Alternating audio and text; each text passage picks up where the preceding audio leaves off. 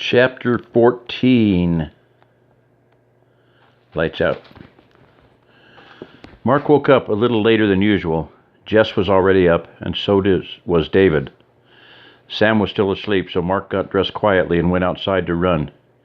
He had a lot he wanted to do today, so he only ran a mile and knocked out a few push-ups and sit-ups and then hit the shower. By the time he got out, everyone was awake and breakfast was almost ready. They all sat down and ate. Everyone discussed what they wanted to get done for the day. Lisa and Jess wanted to go back to the hardware store and look at some of the things they needed. Mark wanted to go pay the man at the auto parts store and go check on Jerry Watson and his family. Jim wanted to get all of his reloading equipment and supplies from his house.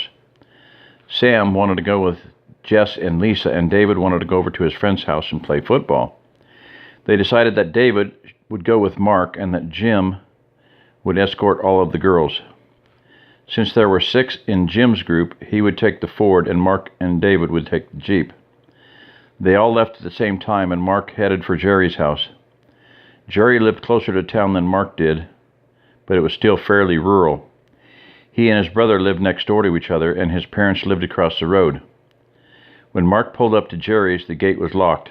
Mark honked the horn, and Jerry looked out the door and after a second or two, waved at Mark. He pulled his head back inside and then a minute later came back out carrying a rifle. He jogged 100 yards or so down to the gate and opened it. Mark pulled through while Jerry relocked the gate. Jerry jumped in the back of the Jeep and Mark drove up to the house. "Hey, Mark. Hi, David. What are you two doing here?" Jerry asked. "Hi, Mr. Watson," David said. "We came by to check on you all. I was a little worried when the store was all locked up. I didn't think you guys would close just for no lights," Mark said. "That's nice of you to think of us. We're all doing fine. We normally wouldn't close, but none of our trucks are running. And even if they were, we wouldn't be able to sell any guns since we can't call them in for a background check. The only people who can buy guns right now are ones like you with a concealed handgun license. By the way, how did you get the Jeep to run?" "I just had to change out the parts that the burst fried. Since it's a 78, it doesn't have a computer. Man, I wish I could get one of our vehicles to run. Tony and I had to hike into town the other day to buy groceries and check on the store. You take for granted how far something is when you're used to driving. We might be able to get one of your trucks running. What is the oldest vehicle you have?" "Dad's truck is an '04. Everything else is 2008 or newer," Jerry reported. I don't think we could get any of those running. Jim got his 91 to run by replacing a lot of parts, but anything newer than 92 or 93 is probably not going to be fixed without a new computer. We have an old Jeep that stays down at our ranch. Do you think it would run? It's not much, but it would sure beat nothing." "Yeah, I think it could be fixed. I'm going to the parts store after this. If you want to go, we can go see if he has parts," Mark offered. "That sounds good. You said that you and Tony went to the grocery store. Did your folks get some groceries?" "No, it's just too far for Dad to walk. We took Dad's driver's license with us, but they wouldn't let us buy his groceries. They didn't need much. Mom buys food like Tony and I still live here, so they can get by for a while. We actually were going to use his allotment to buy more for Tony's family." "Well, if you get the Jeep running, then you can take him. Say, is that an AK you had when you opened the gate?" "Almost," Jerry replied. "It's a Galil. It's an Israeli-built .308 on the Kalashnikov design. They're great weapons. I had this one in the store for $3,000, but when the burst hit, I decided to bring it home for safekeeping." "You keeping it safe, or is it keeping you safe?" Mark asked with a grin. "Both." "That's cool. How many magazines do you have for it?" David asked. "I only have 3. I wish I had more, but that was all the guy who traded it to me had. Dad's been carrying his FAL and 5 mags with him since those guys tried to steal his truck." "What happened?" David asked. "Dad's been carrying his FAL and 5 mags with him since those guys tried to steal his truck," David said. "What happened?" Jerry asked. Mark wasn't pleased that David had spilled the beans about the Kroger incident, but he wasn't mad. It was hard for 13-year-olds to keep anything to themselves. He told Jerry about what had happened. The fortunate thing about it was that, other than dislocating one of their elbows, no one really got hurt, Mark finished. "You left out the best part, Dad." Jerry was amused, as he could see that Mark was embarrassed to talk about his heroics. "And what part was that, David?" "When Dad pulled his Kel-Tec out, one of the guys peed his pants." "You're right, David. That is the best part," Jerry said, laughing. "Are you ready to go?" Mark asked, trying to change the subject. "Sure." Jerry told his wife that he was going to go with Mark to the auto parts store. Then they loaded up into the Jeep and drove down to the elder Mr. Watson's house. Jerry asked his dad exactly what year, model, and engine size the Jeep was. The older man was excited to learn that they might get a vehicle to run. Mark offered to drop him off at Kroger if he wanted to buy some groceries. He accepted, and they all left in the Jeep. Jerry told his dad the story of Mark's encounter at Kroger, and they all had a little fun with Mark about it. Mark still felt a little bad about hurting the guy, but he was starting to get over it. He couldn't imagine how he would have felt if he had been forced to shoot one of them. He prayed he would never have to find out. When they got to Kroger and dropped the elder Watson off, the line was about the same as it had been the day before. Mark figured they had about 3 hours. They drove to the auto parts store, and once there, the two men and David went inside. "Hello, Mr. Turner. How are you today?" "I'm fine, and you?" "Thanks." Mark was embarrassed that he couldn't remember the man's name. "I'm doing well, thank you, man." "I like your Jeep." "Well, thanks to you, it runs. I want to introduce you to my friend Jerry." "Jerry, this is—" "I'm sorry, I'm horrible with names." "Rodney," the man stuck out his hand. "Rodney Roberts." "Nice to meet you, Rodney." Jerry shook Rodney's hand. "Jerry Watson." "Please, just call me—" "Mr. Turner, did that glow plug controller work?" Rodney asked. "Please, just call me Mark. The controller worked perfectly. That's why I'm here to pay for it." "Okay, Mark, I'm glad it worked," Rodney said as he took Mark's money and made change. "Rodney, is there any way to get an '04 Chevy truck running?" Mark asked. "Not without replacing the computer and a lot of the electronics. I don't carry but a few parts you would need. I know a couple guys who went to the dealer, but every new computer they checked was fried. They were just too sensitive to the EMP." "How about parts for a '74 Jeep?" Jerry asked. "There, I can help you," Rodney smiled. Rodney asked Jerry for the particulars on the Jeep and then went to the back and brought out the parts. Jerry paid for the parts as Mark was looking at the empty small battery rack. Mark asked Rodney if he had any more and was disappointed to learn that he was sold out. Mark then asked if he had any 12-volt deep cycle batteries. Rodney replied that he only had few car and truck starting batteries. He suggested that Mark try to find some 6-volt golf cart batteries. He could wire 2 of them up in a series to make 12 volts. Rodney said he had all of the cables Mark would need to wire up a bunch if he wanted. The golf cart batteries were larger deep cycle batteries, and they would last a long time and take more charging and discharging cycles than a standard boat or RV 12-volt would. Mark thanked him for his suggestion and said he might be back to buy some cables. Rodney replied that he didn't know how much longer he would be keeping the store open. The first couple of days he'd been pretty busy, but it was slowing down and he was out of a lot of the parts that people wanted. He wrote his home address on the back of a business card and gave it to Mark. "If I'm not here, just come by the house and I'll open up for you." Mark and Jerry thanked him and left. Jerry asked Mark if he would mind taking him by the gun store so he could check on it. Mark didn't mind at all since he wanted to buy some ammo. When they got to the store, Jerry had Mark park in the back. He then unlocked the back door and the trio walked in. Jerry grabbed a flashlight and then locked the door behind them. The store was dark, as there were heavy curtains over the front windows that the Watsons closed at night to keep people from seeing in when the store was closed. "Do you want me to open the curtains?" Mark asked. "No, I just as soon no one knows we're here," Jerry replied. He looked around the store. Satisfied that everything was okay, he turned to Mark. "What do you need?" "It's a pretty big list," Mark told him. "Let's see it." Mark handed the list to Jerry. "Let's see, 45 auto, 5 boxes, 9mm, 10 boxes, 30-06 soft points, 5 boxes. Jerry read down the list and pulled double what the list said and set it on the counter. "Jerry, I only have half that much on my list." "I know, but don't worry. I'm going to make you a good deal."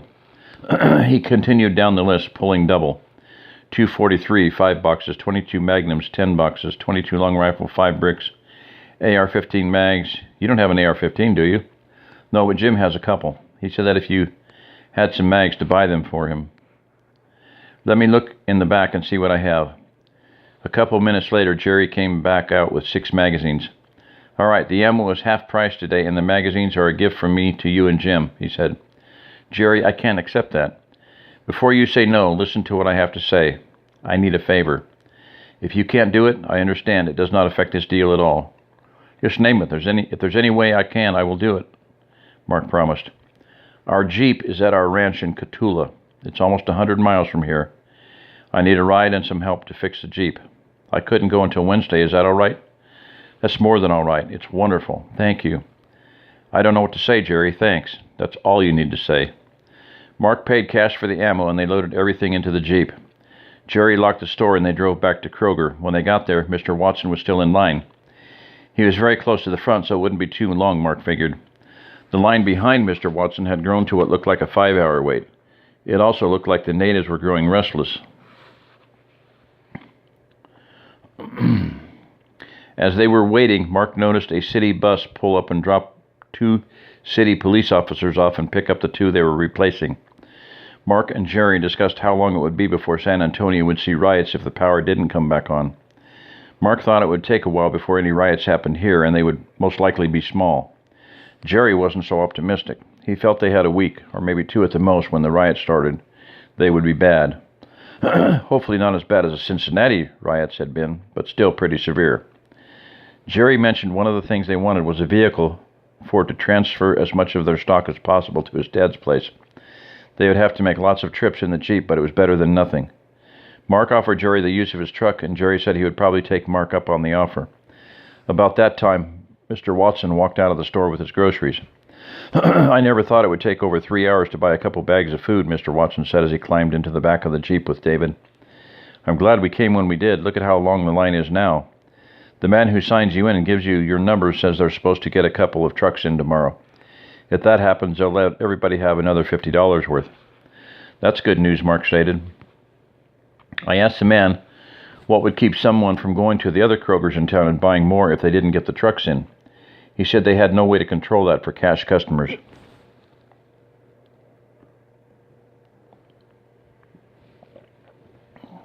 They're keeping the Lone Star food cards of the people on public assistance to control them, and that he was sure some people had already gone to more than one store.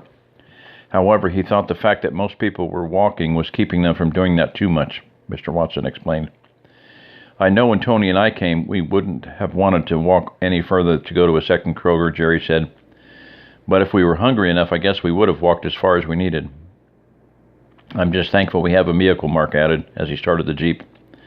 It's at least 30 miles round trip from our house. Well, Mark, thank you for bringing me. I couldn't have made that walk. That's all we need. That's not all we need to thank him for, Dad. Mark's going to take us to the ranch on Wednesday and help us fix our Jeep. And he's offered us the use of his pickup if we want to move some stuff out of the shop, Jerry told his father. Well, then triple thanks. Jerry has thanked me enough that it's I who owe you thanks, Mark said. Mr. Watson looked at his son with a quizzical expression. I just made him a good deal on some ammo, Jerry explained. I hope you made him a real good deal, seeing everything he's doing for us, Mr. Watson said. Don't worry, Mr. Watson, it was a great deal.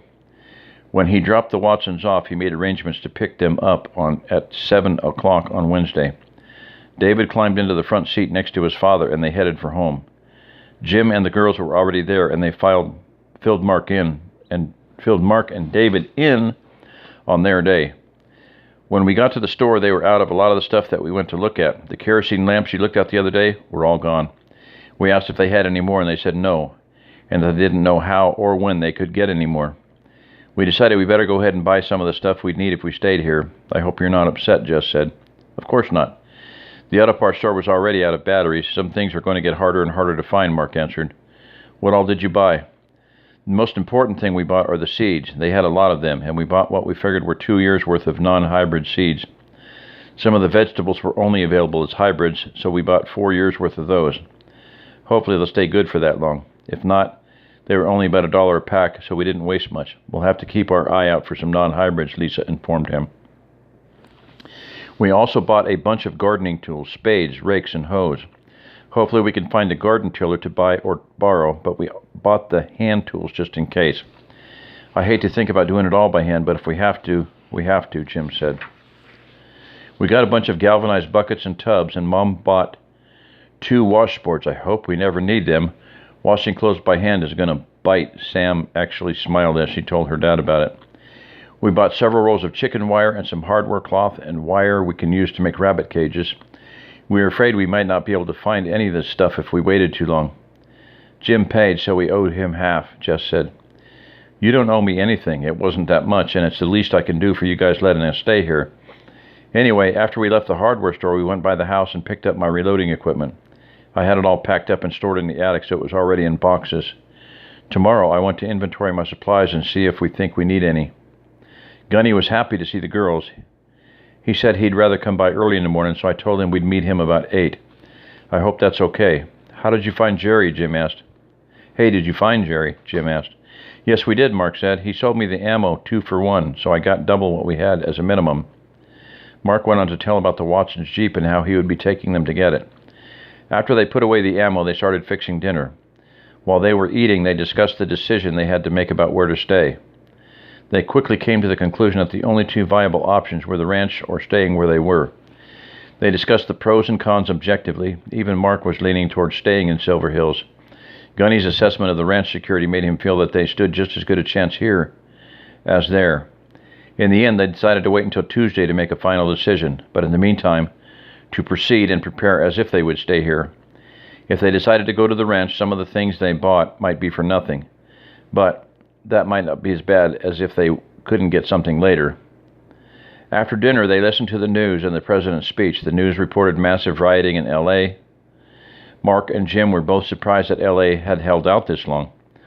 New reports were also reported in Atlanta, Miami, and Cleveland. New riots were also reported in Atlanta, Miami, and Cleveland. The world markets had taken another beating, and there was more talk of shutting them down until the American markets were back online. The local news reported that San Antonio City Council had passed an ordinance making all outdoor water use illegal until the power came back on. When the president came on, he said the same things that he had said for the last several nights. Lisa was right about it sounding like a broken record, Mark thought. Both families headed down to John's for what was becoming the social highlight of their day. There was more talk of the dance than there was of the bad news. Mark started thinking that maybe the dance wasn't such a bad idea after all.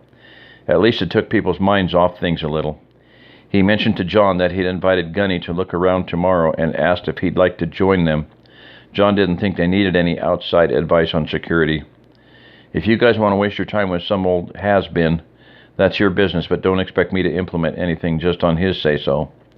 Mark was a little taken aback by John's attitude. When the meeting was over, they went home, pumped water, played a few games with the kids, got ready for bed. It was the first day since the burst that Mark didn't have to put money into his black box. Maybe that was a good sign. All right, end of chapter 14.